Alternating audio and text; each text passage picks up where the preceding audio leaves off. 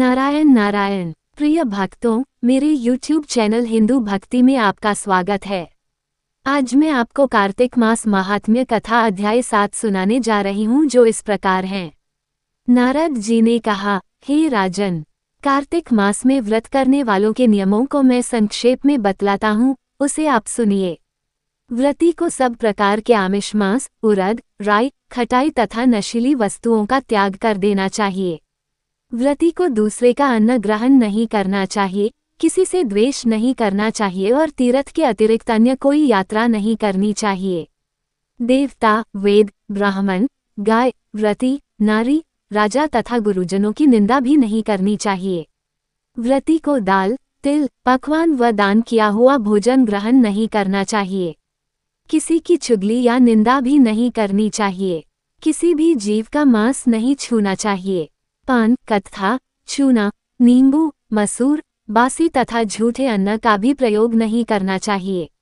गाय, बकरी तथा भैंस के अतिरिक्त अन्य किसी पशु का दूध नहीं पीना चाहिए। कांस्य के पात्र में रखा हुआ पंचगव्य, बहुत छोटे घड़े का पानी तथा केवल अपने लिए ही पका हुआ अन्न प्रयोग करना चाहिए।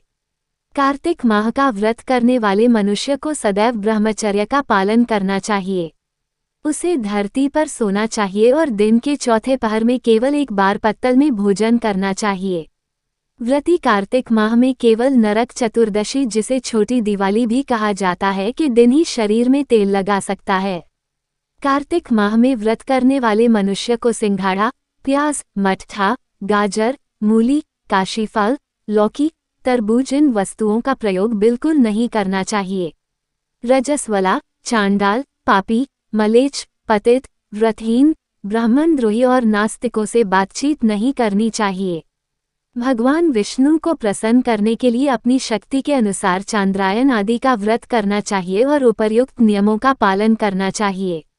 व्रती को प्रतिपदा को कुम्हड़ा, द्वितीया को कटहल, तृतीया को तरुणी स्त्री, चतुर्थी को मूली, पंचमी को बेल, षष्ठी को तरबूज, सप्तमी को आंवला, अष्टमी को नारियल, नवमी को मूली, दशमी को लौकी, एकादशी को परवल, द्वादशी को बेर, त्रयोदशी को मट्ठा, चतुर्दशी को गाजर तथा पूर्णिमा को शाक का प्रयोग नहीं करना चाहिए। रविवार को आंवला का प्रयोग नहीं करना चाहिए। कार्तिक माह में व्रत करने वाला मनुष्य यदि इन शाकों में से किसी शाक का सेवन करना चाहे तो पहले ब्राह्मण को देखकर ग्रहण करे। यही विधान माघ माह के व्रत के लिए भी है।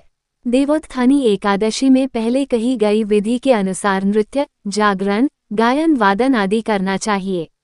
इसको विधिपूर्वक करने वाले मनुष्य को देखकर यमदूत भाग जाते हैं, जैसे सिंह की गर्जना से हाथी भाग जाते हैं। कार्तिक माह का व्रत सभी व्रतों में श्रेष्ठ है। इसके अतिरिक्त जितने भी व्रत यज्ञ हैं वो 1000 की संख्या में किए जाने पर भी इसकी तुलना नहीं कर सकते, क्योंकि यज्ञ करने वाले मनुष्य को सीधा वैकुंठ की प्राप्ति होती है। जिस प्रकार राजा की रक्षा उसके अंगरक्षक करते हैं, उसी प्रकार कार्तिक माह का व्रत करने वाले की रक्षा भगवान विष्णु की आज्ञा से इंद्रादि देवता करते हैं। व्रती मनुष्य जहाँ कहीं भी रहता है वहीं पर उसकी पूजा होती है, उसका यश फैलता है। उसके निवास स्थान पर भूत, पिशाच आदि कोई भी नहीं रह पाते। विधि पूर्वक कार्तिक माह का व्रत करने वाले मनुष्यों के पुण्यों का वर्णन करने में ब्रह्मा जी भी असमर्थ हैं। यह व्रत सभी पापों को नष्ट करने वाला, पुत्र पौत्र प्रदान करने वाला और धन धान्य की वृद्धि करने वाला है। हमें उम्मीद है हमारे द्वारा दी गई जानकारी आपको पसंद आई होगी। अगर आपको ये जानकारी पसंद आई है तो चैनल को सब्सक्राइब, लाइक और शेयर जरूर करें। ऐसे ही व्रत कथा जानकारी के लिए जुड़े रहे मेरे YouTube चैनल हिंदू भक्ति के साथ।